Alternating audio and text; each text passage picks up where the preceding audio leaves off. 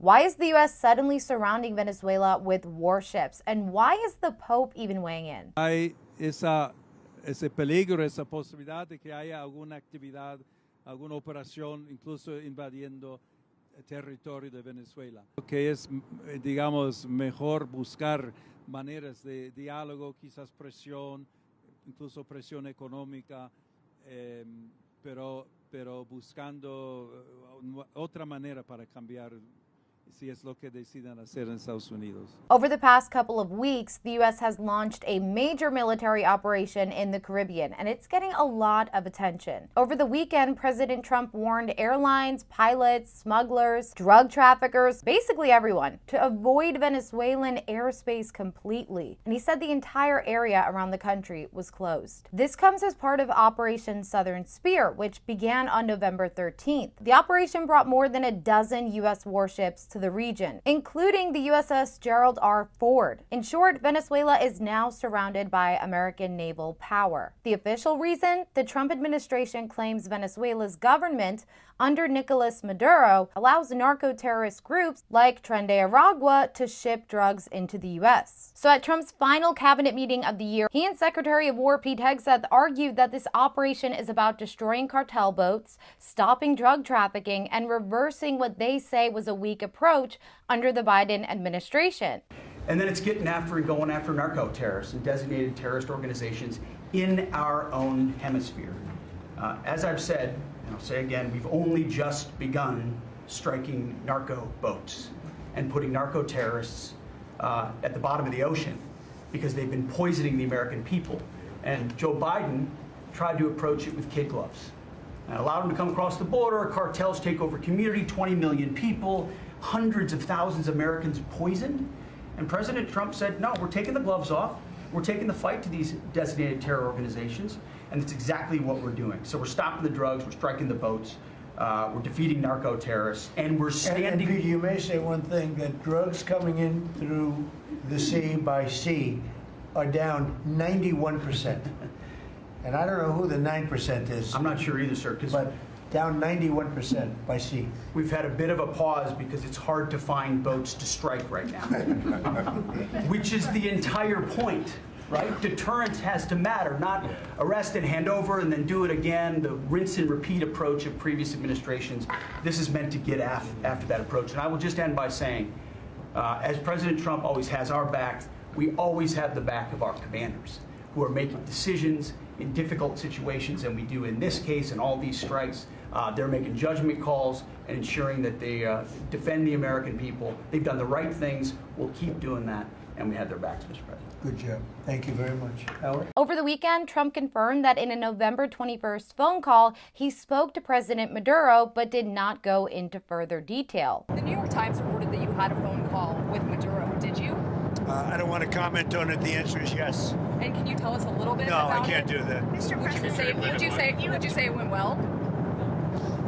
No, I wouldn't say it went well or badly. It was a phone call, yeah. Now, according to multiple reports, during the phone call, Maduro asked for legal amnesty for himself, his family, and top officials. He wanted U.S. sanctions lifted. He offered to step down, but only if he got safe passage and guarantees. And he wanted an interim government led by his own vice president. Trump reportedly rejected most of this and told Maduro he had 1 week to leave Venezuela. That deadline expired on Friday, and the next day, Trump declared Venezuelan airspace closed. Now, a major part of the current tension stems from an incident back on September 2nd, 2025. Under Hegseth's authority, SEAL Team 6 sank a speedboat carrying an estimated $70 million in drugs. After the first strike, 2 survivors were reportedly seen clinging to debris. Now, according to a widely cited report, Hegseth allegedly gave a verbal order to, quote, kill everybody, the survivors. Former military lawyers have said that if that order was given and followed,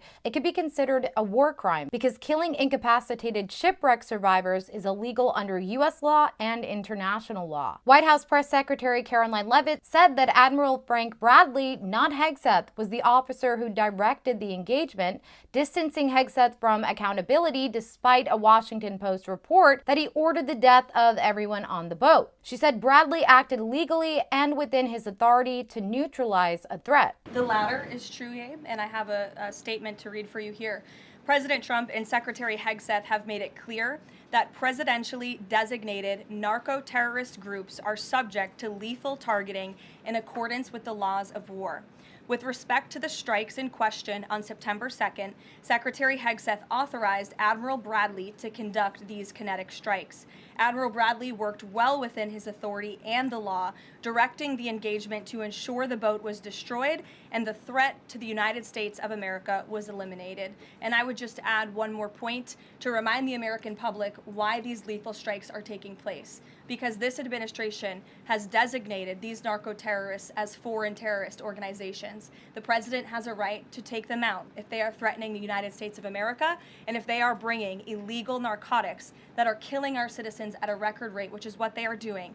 And under the previous administration, there was enough fentanyl trafficked into our country to kill every American man, woman, and child many times over. And so that's why you've seen a drastic difference in this administration's policy with respect to the last, and it's one of the many reasons the American public reelected this president and support this Secretary of War in conducting these strikes. Hegseth has defended the overall campaign and called Bradley, quote, an American hero. Publicly, he's denied giving an illegal order and says reports about the, quote, kill everybody command are, quote, fake news. Hegseth showed his support for Bradley in a post on Monday, saying, quote, and let me be very clear, killing shipwreck survivors is a war crime. The Pentagon's own Department of Defense law manual on the law of war literally says that, quote, orders to fire upon the shipwreck will be clearly illegal. Now, lawmakers from both parties, they want more transparency. Many point out that if survivors were intentionally killed, it could clearly violate the laws of war. Representative Ted Lieu straight up called these strikes a war crime. Let me be very clear. Killing shipwreck survivors is a war crime. The Pentagon's own Department of Defense law manual on the law of war literally says that, quote, orders to fire upon the shipwreck will be clearly illegal. Armed Services Committee Chairman Senator Roger Wicker says he expects to review full audio and video of the strike and wants to know whether survivors were killed. We're going to conduct oversight, and we're going to try to get to the facts. And to the extent that we're able to see videos and see what the orders were, we'll have a lot more information other than just news reports. So that's what we're going to do, and it's our function. I've spoken to the Chairman of the Joint Chiefs of Staff. I've spoken to the Secretary of Defense, and we'll be speaking to the admiral that was in charge of the operation. And House Speaker Mike Johnson says Congress has the right to see the evidence, but won't prejudge the situation. We're going to have to look at that. I'm sure Congress has a right to look at it. I don't know how much of the tape should be released because I'm not sure how much is sensitive with regard to national security and all that. I haven't had a chance to review it, so I'm not going to prejudge it. But I will say that, you know, it's not an unprecedented thing. One of the things I was reminded of this morning is that under Barack Obama, President Obama, he had, I think, over 550 drone strikes on people who were targeted as enemies of the country, and nobody ever questioned it, okay? And secondary strikes are not unusual.